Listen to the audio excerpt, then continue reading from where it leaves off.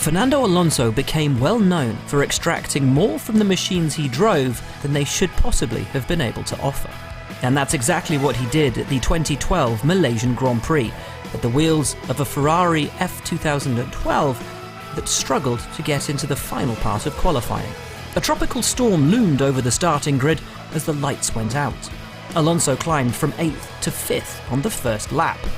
Decent start from Lewis Hamilton. Michael Schumacher's getting swallowed up a bit there by Mark Webber. Hamilton to the extreme inside of the track. Fernando Alonso's getting caught out and bogged down a bit. With the rain intensifying, the safety car was soon out.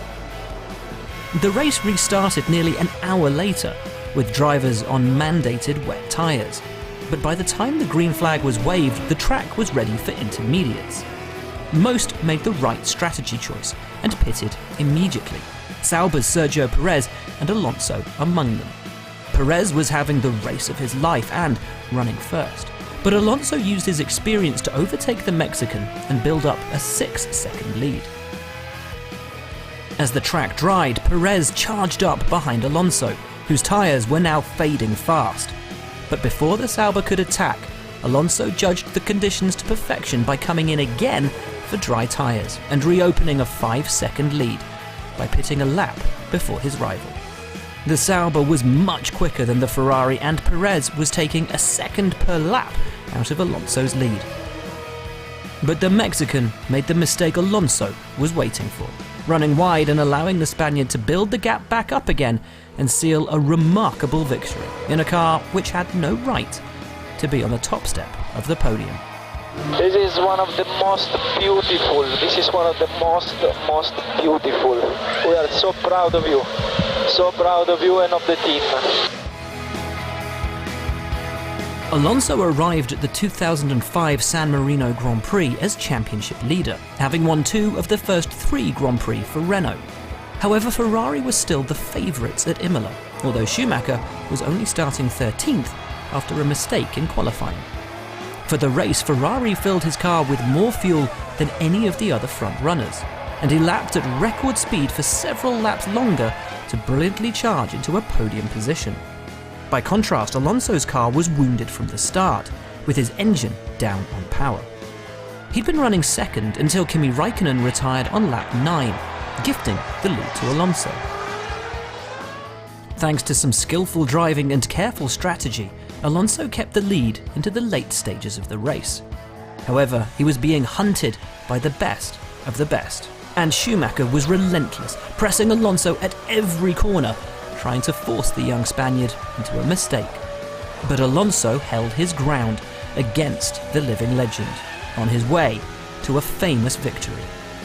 It was the changing of the guard, and the race which proved Alonso was world champion material.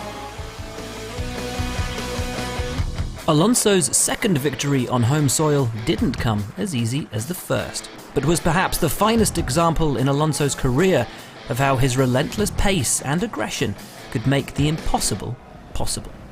5th on the grid, he was soon 3rd after one of his trademark lightning starts, performing 2 memorable passes around the outside of fellow world champions Kimi Raikkonen and Lewis Hamilton. Round the outside, there goes Fernando Alonso and Lewis Hamilton wheel to wheel. It's Rosberg from Vettel, and now Alonso slots into 3rd place ahead of Lewis Hamilton, who's lost 2 places by the 4th turn and almost has Kimi Raikkonen all over his rear wing. Ferrari's strategy that day was key, as they had opted to 4-stop once more than any other team was considering.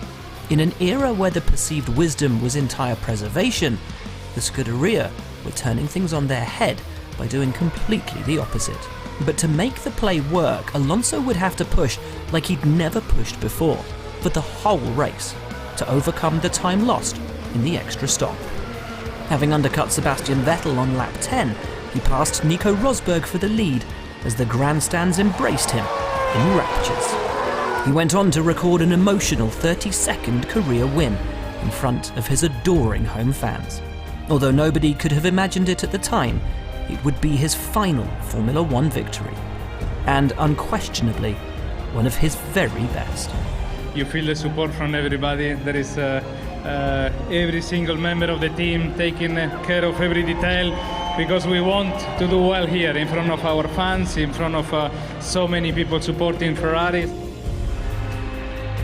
There's nothing like winning at home. But to do it starting from 11th position and systematically climbing your way up the grid, overtake after overtake, is the stuff of legend. Few would have predicted the result in the early stages as Vettel streaked away from the field from pole position. But in the midfield, Alonso was dominating Valencia's street circuit. He was up to 7th by lap 12, and 2 brutally quick laps before his own pit stop while the leaders in front made theirs promoted him to a virtual 4th behind Vettel, Grosjean and Hamilton. His outstanding performance on track was boosted by several incidents around him. Hamilton's faulty pit stop during the safety car period allowed Alonso to take 3rd place. On the restart and propelled by the cheering of his fans, he overtook Romain Grosjean for a 2nd place that immediately became the lead when Vettel retired due to an alternator failure. The ovation was now almost deafening. It was Alonso's 29th victory and one that took him back into the championship lead. In the emotional side, I think this is the best victory because emotions that I felt in the in-lap or in the podium, I think is nothing to compare. But most importantly, it was yet again the proof of an extraordinary talent that strengthened against adversity and has written a legacy of racing brilliance that will never be forgotten.